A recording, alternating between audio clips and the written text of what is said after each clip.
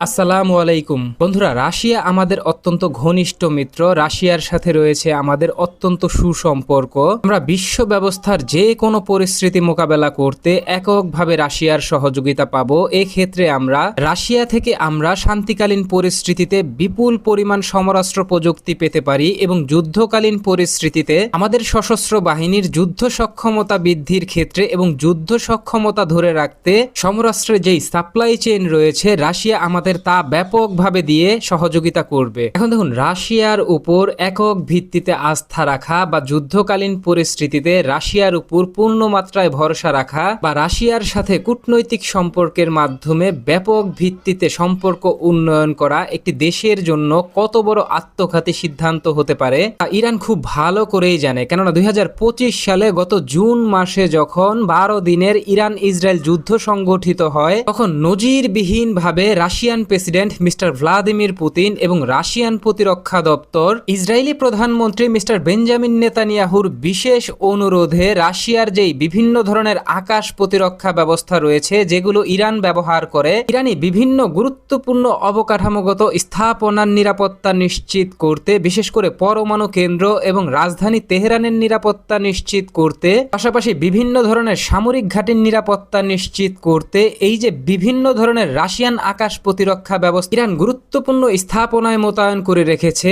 এই আকাশ প্রতিরক্ষা ব্যবস্থা কোথায় কোথায় মোতায়েন করা হয়েছে এবং কি ধরনের আকাশ প্রতিরক্ষা কোন স্থানে মোতায়েন করা হয়েছে এবং এই আকাশ প্রতিরক্ষা ব্যবস্থাগুলোর যেই বিশেষ সোর্স কোড রয়েছে, রাশিয়া সরাসরি ইসরায়েলের কাছে এই আকাশ প্রতিরক্ষা ব্যবস্থার গুরুত্বপূর্ণ তথ্য সরবরাহ করেছে। যেই বিষয়টির সুযোগ নিয়ে ইসরায়েলি সশস্ত্র বাহিনী এবং ইসরায়েলি বিমান বাহিনী ঢালাওভাবে 12 দিনের ইরান ইসরায়েল যুদ্ধে ইরানের অভ্যন্তরে ব্যাপক ভিত্তিতে হামলা করার সুযোগ পেয়েছে। যে বিষয়টিকে কেন্দ্র করে 12 দিনের ইরান ইসরায়েল যুদ্ধ পরবর্তী সময় রাশিয়া এবং ইরানের মাঝে ব্যাপক ভিত্তিতে উত্তেজনা বৃদ্ধি পায় এবং ইরান খুব ভালোভাবেই বুঝতে পারে দেশের ক্রান্তিকালীন সময় রাশিয়া কখনোই ইরানের পাশে দাঁড়াবে না, উল্টো রাশিয়া বেইমানি করবে। তাই তড়িঘড়ি করে ইরানের পক্ষ থেকে রাশিয়ান আকাশ প্রতিরক্ষা ব্যবস্থাকে রিজেক্ট করে সরাসরি চীনের সাথে সম্পর্ক উন্নয়ন শুরু করে ইরান এবং চীন থেকে ইরান তড়িঘড়ি করে অত্যন্ত শক্তিশালী যেই চীনা আকাশ প্রতিরক্ষা ব্যবস্থা রয়েছে HQ-9B তা ক্রয় করার জন্য চূড়ান্তভাবে আলোচনা শুরু করে। যে বিষয়টিকে কেন্দ্র করে চীনের পক্ষ থেকে ইরানের নিরাপত্তা নিশ্চিত করতে খুব দ্রুত সময়ের মাঝেই ইরানকে চীনের অত্যন্ত শক্তিশালী এই HQ-9B আকাশ প্রতিরক্ষা ব্যবস্থা দ্রুততার সাথে ডেলিভারি দেওয়া হয়। বন্ধুরা, 2001 সালে রাশিয়ার প্রেসিডেন্ট মিস্টার ভ্লাদিমির পুতিন এবং তৎকালীন সময় যুক্তরাষ্ট্রের সাবেক প্রেসিডেন্ট মিস্টার জর্জ ডব্লিউ বুশের মধ্যে স্লোভেনিয়ার ব্রোডো ক্যাসেলে এক রুদ্ধদ্বার বৈঠক অনুষ্ঠিত হয়। যেই বৈঠকে যুক্তরাষ্ট্রের প্রেসিডেন্ট মিস্টার জর্জ ডব্লিউ বুশকে সরাসরি রাশিয়ান প্রেসিডেন্ট পুতিন বিপুল পরিমাণ তথ্য প্রদান করে ইরানি ইউরেনিয়াম সমৃদ্ধকরণ এবং ইরানি পরমাণু প্রকল্প সম্পর্কে। এখন দেখুন, ব্রোডো ক্যাসেলের ওই গুরুত্বপূর্ণ বৈঠকে রুশ প্রেসিডেন্ট মিস্টার ভ্লাদিমির পুতিন যুক্তরাষ্ট্রের প্রেসিডেন্ট মিস্টার জর্জ ডব্লিউ বুশকে নিশ্চিত করেন ইতিমধ্যেই ইরান আমাদের সাথে ব্যাপক ভিত্তিতে যোগাযোগ শুরু করেছে এবং চূড়ান্ত পর্যায়ে পরমাণু বোমা তৈরি করার জন্য বিভিন্ন ধরনের প্রযুক্তি এবং বিভিন্ন ধরনের ইকুইপমেন্ট পাওয়ার জন্য আলোচনা শুরু করেছে। তবে যদিও রাশিয়ার পক্ষ থেকে ওই মুহূর্তে আমি ইরানকে কোনো প্রতিশ্রুতি দেইনি, তবে ইরানের পরমাণু প্রকল্পে বড় অবদান রাখতে রাশিয়ান বেশ কিছু ব্যবসায়ী আগ্রহী, তারা আমার সাথে ইতিমধ্যেই আলোচনা শুরু করেছে।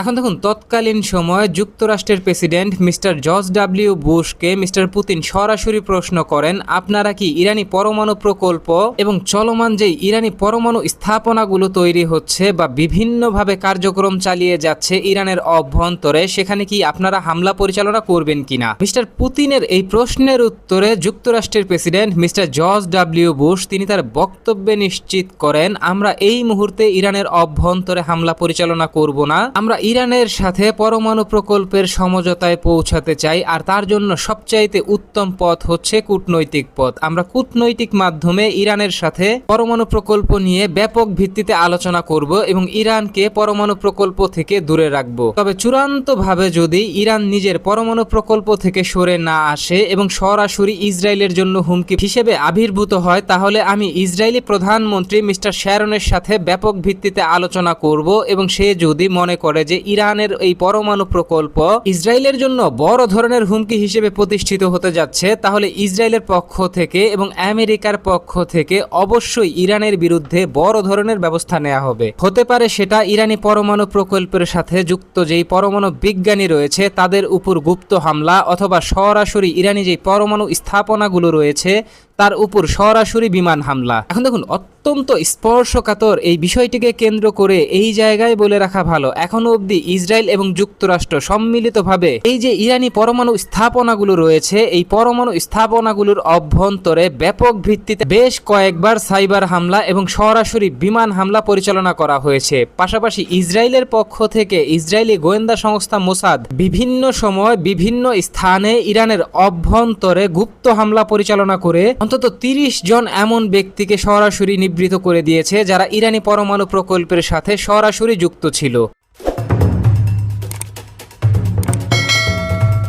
বন্ধুরা, নিশ্চয়ই আপনারা অবগত আছেন 12 দিনের ইরান ইসরায়েল যুদ্ধ চলাকালীন সময় ইরানের পরমাণু প্রকল্পের সাথে যুক্ত ইরানের যেই হ্যাভি ওয়াটার প্রকল্প রয়েছে, যেটা পরমাণু প্রকল্পের অত্যন্ত গুরুত্বপূর্ণ একটি উপাদান, যেটা ইরানের আরাক শহরে অবস্থিত। এই আরাক শহরে এই হ্যাভি ওয়াটার রিফাইনারির অবস্থান কিন্তু রাশিয়ায় ওই তৎকালীন সময়ে যুক্তরাষ্ট্রের প্রেসিডেন্ট মিস্টার জর্জ ডব্লিউ বুশকে সরবরাহ করেছিলেন। এখন দেখুন, অত্যন্ত স্পর্শকাতর এই বিষয়টিকে কেন্দ্র করে এই জায়গায় বলে রাখা ভালো, ইরান নিজের পরমাণু প্রকল্পের সাথে যুক্ত যেই ধরনের প্রকল্প রয়েছে বা যেই সাপ্লাই চেন বা যেই চেইন ব্যবস্থা রয়েছে তা চূড়ান্ত নিরাপত্তার সাথে গোপন রাখে এবং চূড়ান্তভাবে এই ধরনের গুরুত্বপূর্ণ স্থাপনার অবস্থান তৈরি করে ইরান বিভিন্ন ধরনের ভূগর্ভস্থ আন্ডারগ্রাউন্ড অবকাঠামোর অভ্যন্তরে। এখন দেখুন, ইরান সর্বাত্মক চেষ্টা করেছে নিজের পরমাণু প্রকল্পের নিরাপত্তা নিশ্চিত করতে, তবে এই ক্ষেত্রে ইরানের সাথে চূড়ান্তভাবে বেইমানি করেছে রাশিয়া। কেননা রাশিয়ার দেয়া তথ্যের উপর ভিত্তি করে ইরানের এই হেভি ওয়াটার রিফাইনারি প্রকল্পে 12 দিনের যুদ্ধ চলাকালীন সময় ইসরায়েলি বিমান বাহিনী ব্যাপক ভিত্তিতে হামলা পরিচালনা করেছে এবং ব্যাপক ভিত্তিতে ক্ষতির সম্মুখীন হয়েছে ইরানি এই হেভি ওয়াটার রিফাইনারি প্রকল্প। বন্ধুরা, রাশিয়ার এই চূড়ান্ত পর্যায়ের বেইমানির বিষয়টিকে কেন্দ্র করে এই জায়গায় বলে রাখা ভালো, তৎকালীন সময় রাশিয়ার পক্ষ থেকে যুক্তরাষ্ট্রের প্রেসিডেন্ট মিস্টার জর্জ ডব্লিউ বুশের কাছে এই তথ্য প্রকাশ করা হয়েছে যে ইরানি পরমাণু প্রকল্পে সরাসরি সেন্ট্রিফিউজ সরবরাহ করছে পাকিস্তান। এক্ষেত্রে নিউক্লিয়ার সেন্ট্রিফিউজ সরবরাহ ব্যবস্থার প্রধান ব্যক্তিত্বই হচ্ছে পাকিস্তানের সাবেক প্রধানমন্ত্রী পারভেজ মোশাররফ এবং পাকিস্তানের সাবেক পরমাণু বোমার জনক কাদের খান। রাশিয়ার পক্ষ থেকে এই তথ্য দেওয়া হয়েছে যুক্তরাষ্ট্রকে যে ইরান ধীরে ধীরে উত্তর কোরিয়ার সাথে ঘনিষ্ঠ সম্পর্ক বৃদ্ধি করছে এবং ইরান অত্যন্ত সূক্ষ্ম কৌশলে উত্তর কোরিয়ার কাছ থেকে বিপুল পরিমাণ ব্যাপক ভিত্তিতে পরমাণু প্রযুক্তি আয়ত্ত করার সর্বাত্মক চেষ্টা করছে। এক্ষেত্রে উত্তর কোরিয়াও ইরানকে পরমাণু অস্ত্র তৈরি করতে সহযোগিতা করছে প্রযুক্তি হস্তান্তর করে। পাশাপাশি উত্তর কোরিয়ার পক্ষ থেকে এই পরমাণু অস্ত্র তার গন্তব্যস্থলে পৌঁছে দেওয়ার জন্য লং রেঞ্জের যেই ব্যালিস্টিক মিসাইল প্রযুক্তি রয়েছে এই ধরনের গুরুত্বপূর্ণ প্রযুক্তিও সরবরাহ করছে।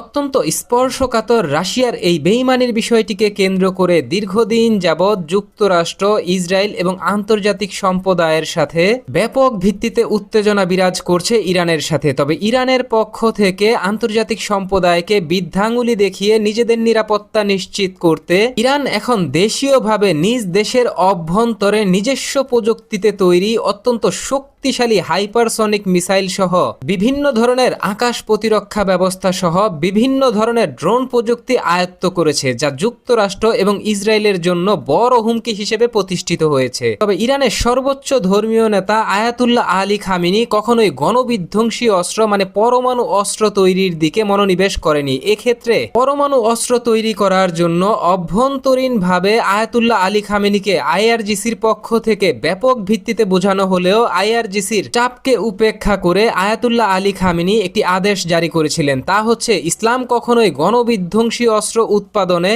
কখনোই কোনো মুসলিম উম্মাকে, কোনো মুসলিম দেশকে সমর্থন করে না। যে বিষয়টিকে কেন্দ্র করে ইরান এখনো নিজস্ব পরমাণু প্রকল্প সচল রাখলেও পরমাণু অস্ত্র তারা তৈরি করেনি। তবে অবশেষে ইরানের সর্বোচ্চ ধর্মীয় নেতা মিস্টার আয়াতুল্লাহ আলী খামেনি, তিনি ইরানি পরমাণু প্রকল্পের সাথে জড়িত যে সায়েন্টিস্ট রয়েছে তাদেরকে আদেশ দিয়েছেন ট্যাকটিক্যাল যেই পরমাণু বোমা হয় তা নির্মাণ করার জন্য এবং ইরানের বিভিন্ন ধরনের মিসাইলের সাথে যুক্ত করার জন্য। যদিও ধারণা করা হচ্ছে ইরানের পক্ষ থেকে এই বোমা বহু আগেই তৈরি করা ফেলা হয়েছে, তবে ইরান এখন শুধু আনুষ্ঠানিকভাবে ঘোষণা দিল যে তারা এই ধরনের বোমা তৈরি করবে এবং নিজেদের বহরে যুক্ত করবে। যদিও এই বোমা বহু আগেই তৈরি করেছে উত্তর কোরিয়ার সহযোগিতায় ইরান। এখন দেখুন, এই ট্যাকটিক্যাল পরমাণু বোমা বলা হয় বা কৌশলগত যেই পরমাণু বোমা বলা হয়, এর কার্যক্ষমতা খুব সীমিত, তবে ধ্বংসাত্মক ক্ষমতা বিপুল পরিমাণ, কিন্তু রেডিয়েশনের পরিমাণ একেবারেই সামান্য। তবে এই ধরনের একটি পরমাণু বোমা ইসরায়েলি যে কোনো একটি স্থাপনা বা ইসরায়েলি যে কোনো একটি সামরিক ঘাঁটিকে স্থায়ীভাবে চূড়ান্তভাবে ধ্বংস করে দেওয়ার জন্য যথেষ্ট। এখন দেখুন, ইরানের পক্ষ থেকে এই পরমাণু বোমা উৎপাদনের যে চূড়ান্ত ঘোষণা দেয়া হলো আয়াতুল্লাহ আলী খামেনির মাধ্যমে, এই ঘোষণার বিষয়টিকে কেন্দ্র করে ইতিমধ্যে যুক্তরাষ্ট্রের একজন সিনেটর নিশ্চিত করেছেন, তিনি তার বক্তব্যে যুক্তরাষ্ট্রের উচিত, ইসরায়েলের উচিত এই মুহূর্তেই ইরানের অভ্যন্তরে হামলা পরিচালনা করে ইরানকে চূড়ান্তভাবে ধ্বংস করে দেয়া। তবে গুরুত্বপূর্ণ এই আহ্বানের বিষয়টিকে কেন্দ্র করে বা পরমাণু বোমার তৈরির ঘোষণার বিষয়টিকে কেন্দ্র করে যুক্তরাষ্ট্র অথবা ইসরায়েলের পক্ষ থেকে এখনো কোনো আনুষ্ঠানিক রিয়েকশন দেওয়া হয়নি যে তারা ইরানের অভ্যন্তরে সামরিক অভিযান পরিচালনা করবে কি করবে না। তবে সময়ই বলে দিবে যুক্তরাষ্ট্র এবং ইসরায়েল ইরানি পরমাণু প্রকল্পে কি ধরনের পদক্ষেপ নিতে যাচ্ছে।